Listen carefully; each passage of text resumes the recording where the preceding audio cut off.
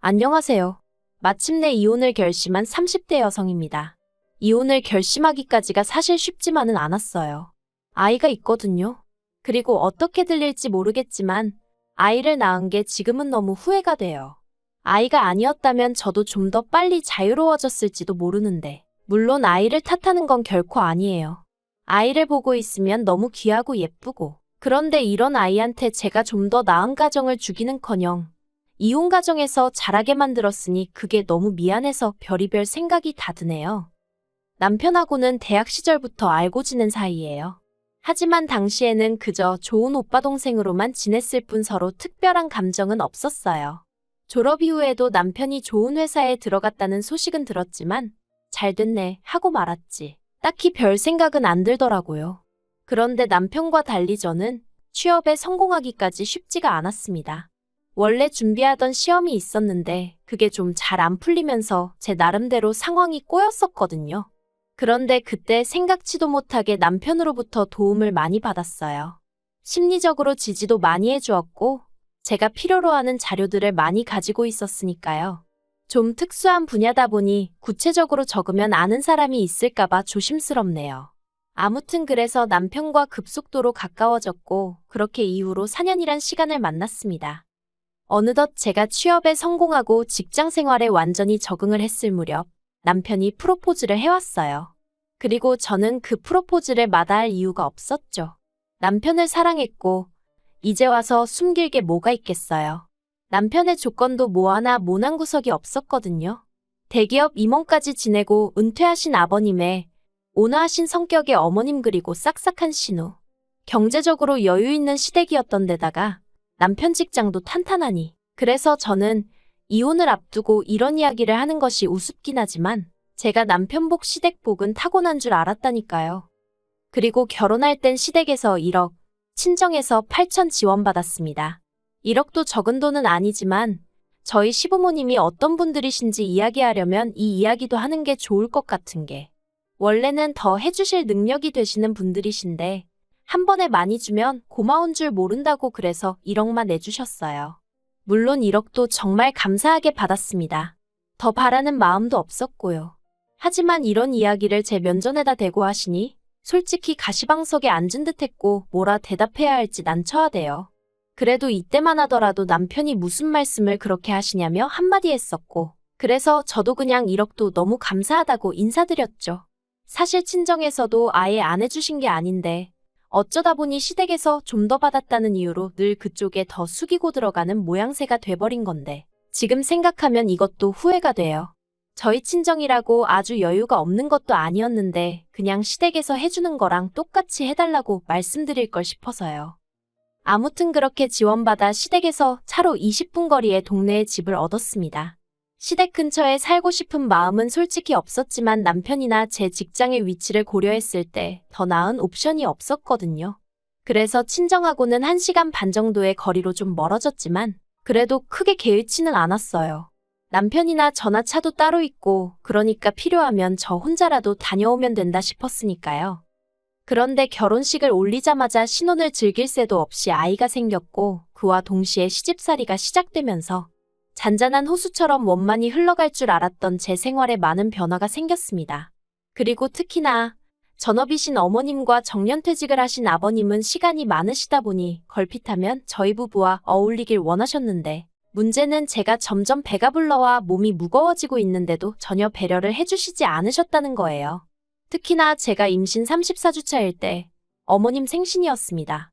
어머님은 며느리들이고 처음 맞이하는 생일인 만큼 며느리인 저에게 생일상을 받고 싶으시다 대놓고 요구를 하셨지만 사실 그 무렵 저는 골반과 허리 통증 때문에 걷는 것도 힘든 상황이었어요. 그래서 남편에게 부탁해 어머님의 허락을 받아 외식을 하는 쪽으로 얘기가 되었죠.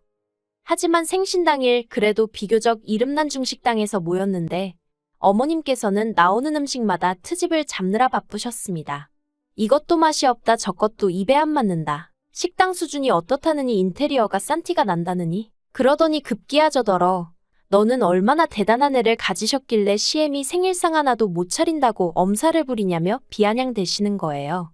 그리고 저는 그런 어머님이 야속하고 속상해서 시집 오고 처음 큰 소리를 냈습니다.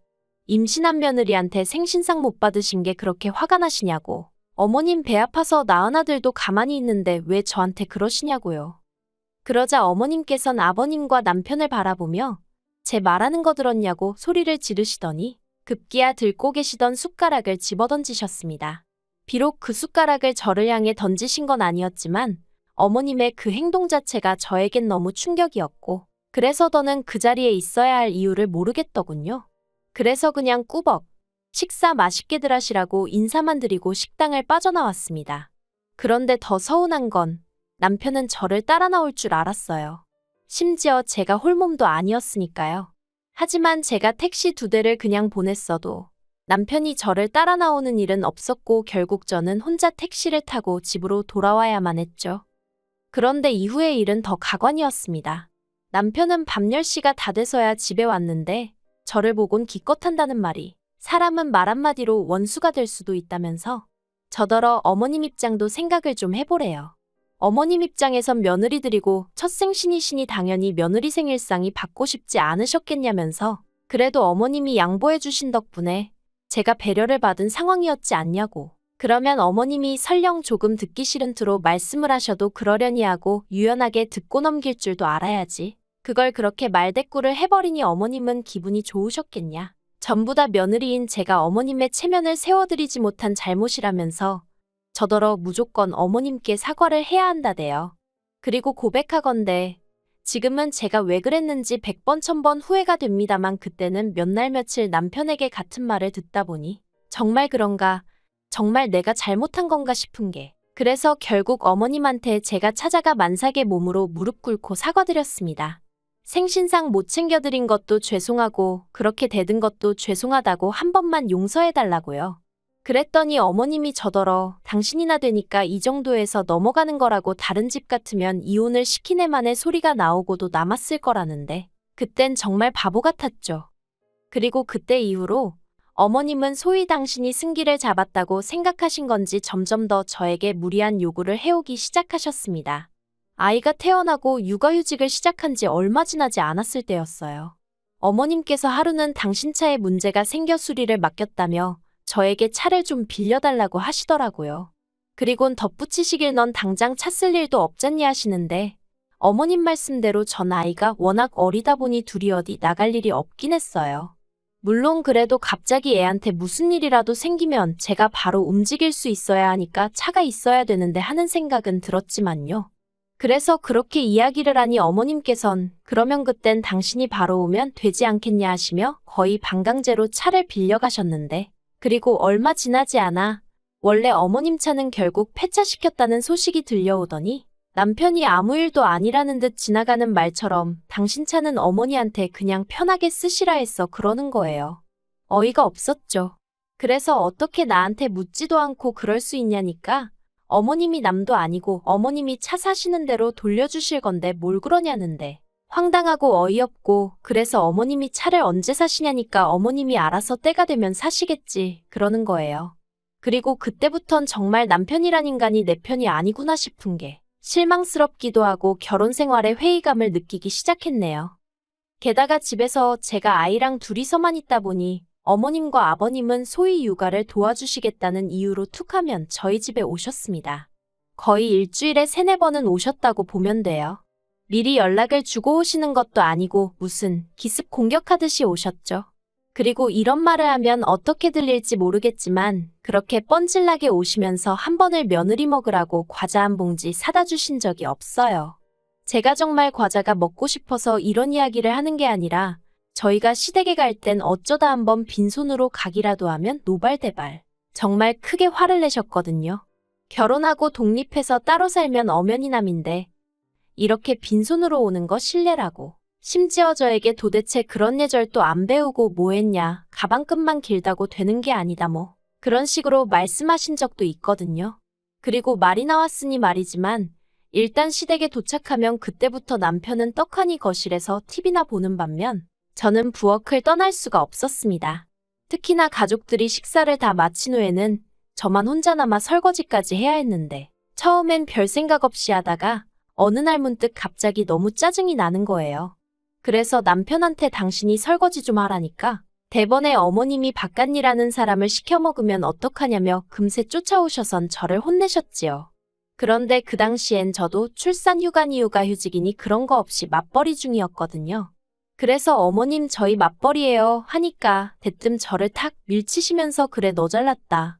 내가 할 테니 너도 하지 마라 그러시대요. 그래서 뇌하고는 남편 옆에 가서 앉아 있었어요.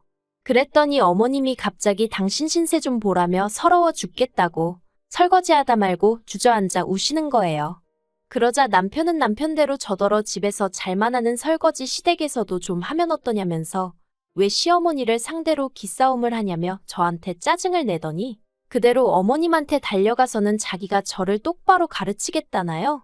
그런데 그때는 결혼하고 얼마 되지 않았을 때라서 그냥 뒤돌아 나오고 그런 건 꿈에도 생각을 못했습니다.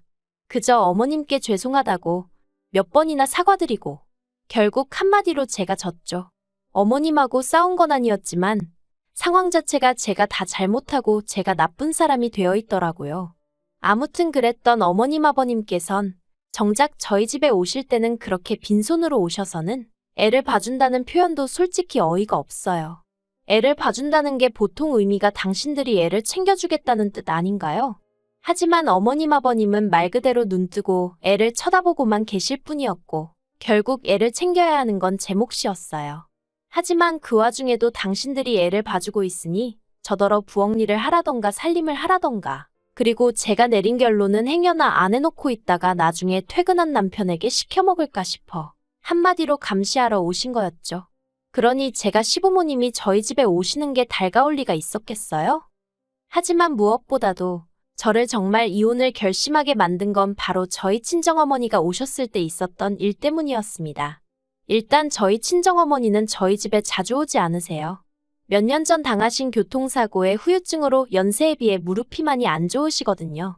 그런데 그날은 제가 너무 입맛도 없고 피곤하다 하니까 모처럼 반찬도 가져다 주실 겸 저를 보러 오셨던 거죠. 그리고 저는 남편에게 미리 친정어머니가 오신다고 하셨으니 시부모님이 오시는 일이 없도록 시부모님께 말씀 좀 드려달라 부탁을 해둔 상황이었어요. 남편도 알겠다고 했었고요. 그런데 이게 웬걸. 친정어머니랑 점심을 먹고 있는데 초인종이 울리더니 어머님 아버님이셨습니다. 당황스럽기도 하고 집에 아무도 없는 척을 해볼까 했지만 이내 아이가 울어버린 통에 그럴 수도 없었죠. 그래서 어쩔 수 없이 현관을 여니 시부모님께서 왜 이렇게 문을 늦게 여냐며 타박을 하시다가 이내 제 친정어머니를 보시곤 어쩐 일이시냐 물으시는 거예요. 아니 그걸 왜 어머님이 물으시나 싶더라고요. 아무튼 딱히 대답이 궁금해서 물으신 것 같지도 않았어요. 이내 부엌을 보시고는 밥 먹는 중이었냐 하더니 당신들도 밥을 안 먹었다며 좀 차리라는데 여기서부터 좀 짜증이 났어요. 보통은 이러면 나중에 다시 오겠다 하지 않나요? 집도 가까운데. 하지만 제가 무슨 힘이 있었겠어요. 제가 어머님 아버님 드실 것도 차리고 있으니까 친정어머니가 그런 제가 안쓰러웠는지 너는 앉아있으라며 내가 해줄게 하시는데 솔직히 상황 자체가 너무 마음에 안 들더라고요. 어머님 아버님이 상이 다 차려지지도 않았는데 식탁에 가만히 앉아서 차려줄 밥만 기다리고 계신 것도 꼴보기 싫고 그래도 어쨌든 이내 두 분 식사도 차려드렸습니다. 그리고 다시 식사를 시작했는데 한 5분이나 지났나 아버님이 저더러 물을 달라고 하시는 거예요. 아버님 바로 뒤에 정수기가 있었는데 말이죠. 그리고 뻔히 아시면서 그러자 저희 친정어머니도 이제 상황이 못마땅하셨는지 바로 뒤에 있네요. 하고 한마디 하셨습니다. 그러자 어머님께서 며느리 살림이고 우린 손님인데 며느리가 떠다 줘야 한답니다. 어이가 없어서 손님이라면 손님이죠. 초대받지 못한 손님.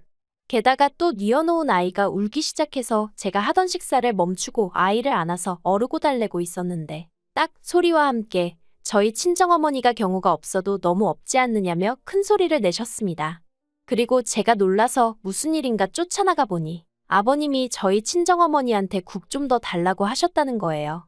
그래서 저희 친정어머니가 그걸 왜 저한테 말씀하시냐고 옆에 안사돈한테 말씀을 하셔야지 하니까 저희 어머님이 또 손님 어쩌고 하면서 며느리 대신 안사돈이 좀 할 수도 있는 거 아니냐고 하셨다대요. 그리고 저도 그 소리를 들으니 뚜껑이 확 열렸습니다. 가뜩이나 연락도 없이 툭 하면 찾아와서 손님 행세하고 가시는 것도 짜증나 죽겠는데 어떻게 제 친정어머니한테도 그런 식으로 행동을 하시는지 얼마나 평소에 저나 저희 친정을 무시하면 저런 태도를 보일 수 있나 싶은 게. 그래서 제가 시부모님더러 그만 가달라고 했어요. 그랬더니 이제 난리가 났죠. 시부모님이 남편에게 전화해 남편을 부르셨고 남편은 남편대로 쫓아와서는 이게 무슨 상황이냐며 하지만 남편도 결국엔 파른 안으로 굽는다고 이미 그런 성격인 걸 알고는 있었지만 역시나 이번에도 저랑 저희 친정어머니한테 하는 말이 자기 부모님 입장에선 그래도 아들 집에 왔으니 나름대로 대우를 받고 싶으셔서 그러신 것 같다면서 그거 뭐 별거냐며 이제 보니 저희 어머니가 성격이 욱하시는 면이 있어서 그걸 제가 닮았나 보다고 우리 애는 그걸 닮지 말아야 할 텐데 걱정이라나 어쩐다나 정말 어디서 개 짖는 소리 같은 걸 하더라니까요. 그래서 제가 남편더러 당신이야말로 이제 보니 어머님 아버님의 매너 없고 상식 없는 그 태도를 그대로 물려받았나 보다며 우리 애도 그럴까 겁난다 했어요. 그랬더니 남편이 저더러 지금 자기 부모 욕했냐고 따지길래 그게 욕인 줄은 아나 보네 하고 비꼬 왔죠. 그러자 아버님이 둘 다 그만두라고 소리를 치시고 어머님은 남편더러 이혼하랍니다. 애도 뺏어오고 저만 내쫓아버리라나요? 그러자 저희 친정어머니도 그래 애 줘버려라 그러셨어요. 제가 지금 이렇게 적어서 그렇지 현장에선 정말 정신이 하나도 없었을 만큼 난리도 그런 난리가 없었네요. 그리고 저도 그땐 에라 모르겠단 생각에 남편더러 그래 당신이 애 데려다 키우라 했어요. 애 때문에 당신이랑 어머님 아버님이랑 얽혀서 살 생각하면 끔찍하니까 그냥 데려가라 했죠.